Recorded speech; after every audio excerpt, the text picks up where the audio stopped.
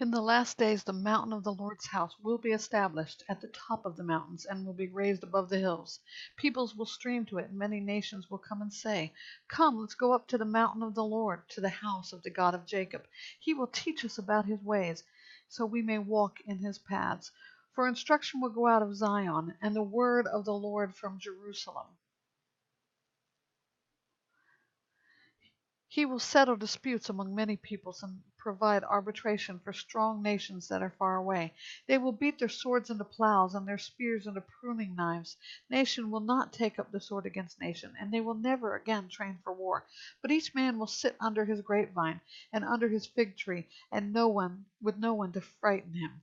For the mouths of the Lord of hosts has promised this, though all the people each walk in the name of their gods, we will walk in the name of Yahweh our God forever and ever.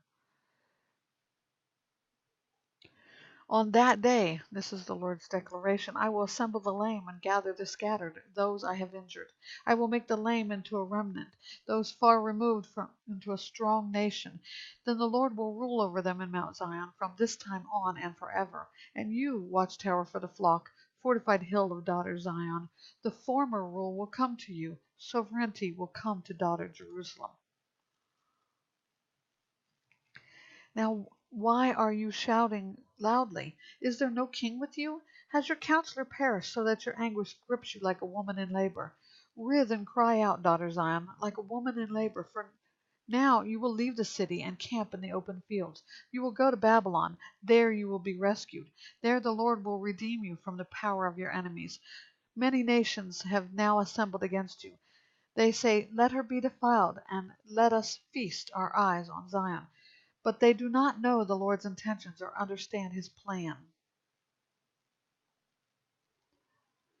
that he has gathered them like sheaves to the threshing floor. Rise and thresh, daughter Zion, for I will make your horns iron and your hoofs bronze, so you can crush many peoples.